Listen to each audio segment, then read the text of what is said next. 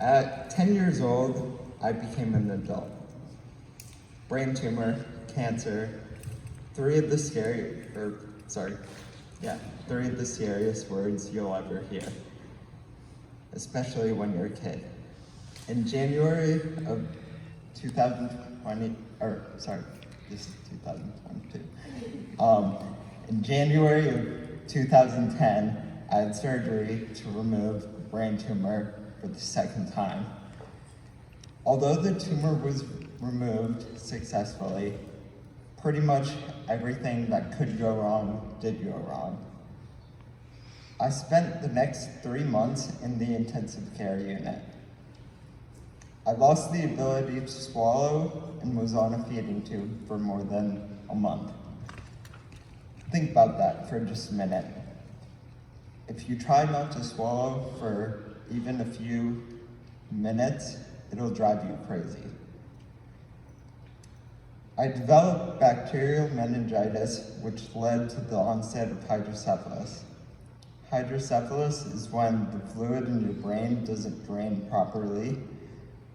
I underwent multiple brain surgeries to get this under control through the implantation of a device called a shunt.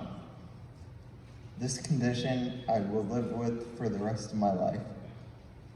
I also developed double vision, which, like hydrocephalus, I will live with for the rest of my life. I do have my driver's license, however, so you may want to stay off the same road as me. Lastly, my balance and processing speed suffered as well, which you may notice by my challenges walking and my slower pace of speech. Needless to say, I'll never be a tightrope walker or fast-talking auctioneer. After the 3-month stay in the hospital after the surgery, a follow-up MRI indicated that the tumor had come back, and this time it meant business.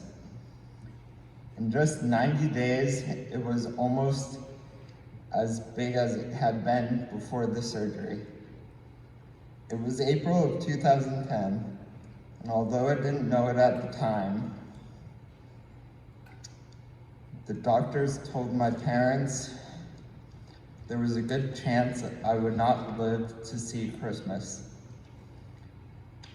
It was decided that chemo would be the best option for treatment. For the next 2 years, I would go to weekly chemo treatments.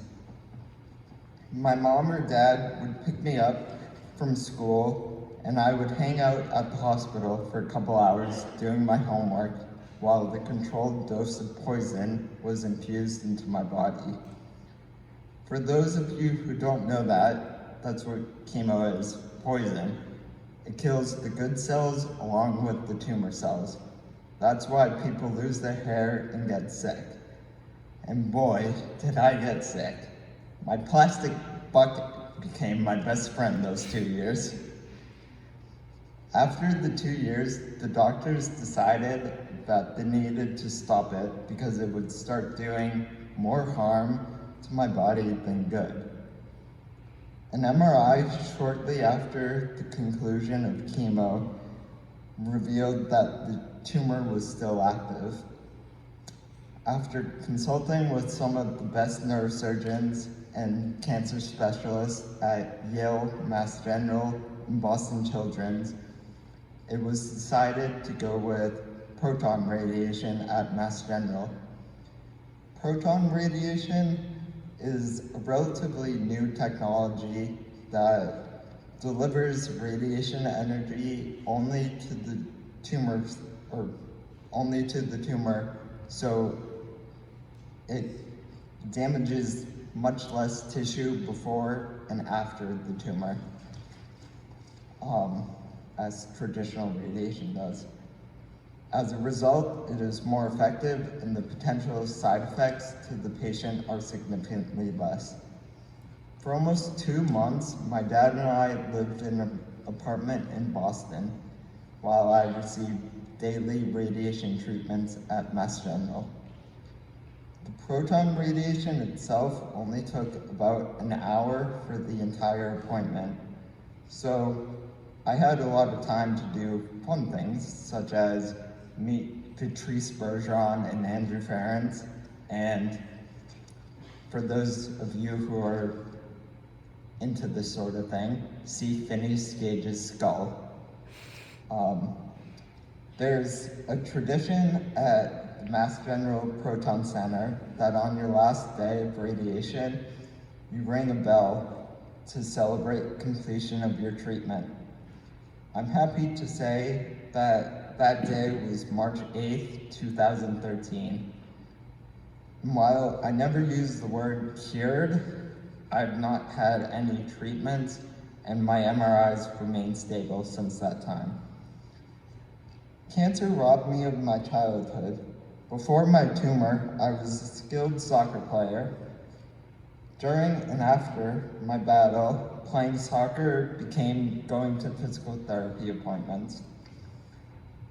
Doing things after school with my friends became going to doctor's appointments. While it would have been easy to have a pity party and say, why me? I refused to do this. As sick as I was in the hospital in 2010, at least I knew where I was and who my family was.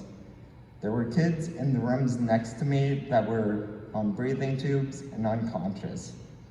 I was lucky then, and I'm lucky now, as a number of kids I know are no longer with us.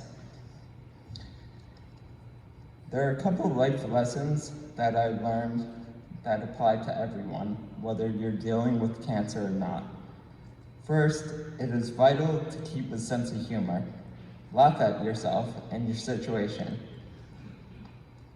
When I was getting sick from chemo, my parents kept a bucket next to the couch. I'd often not use the bucket and made a game of trying to hit the medallions on our family room rug. My aim became pretty good, but don't worry, we got rid of that rug a while ago. When I was first dealing with double vision, I used to wear a patch over one eye.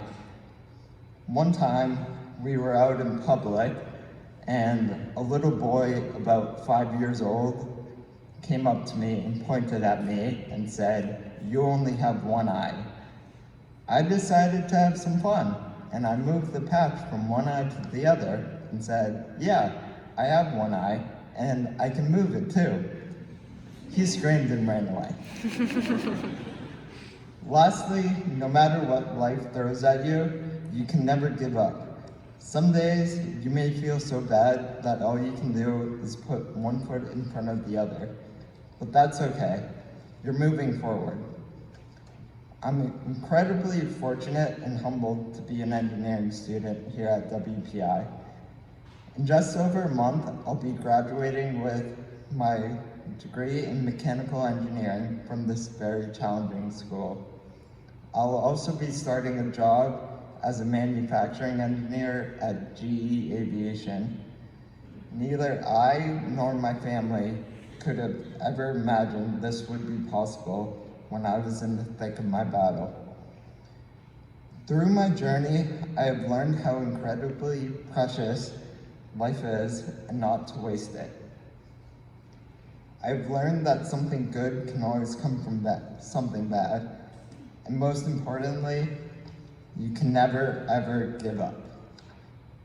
Thank you for being here tonight, and thank you for supporting Relay for Life.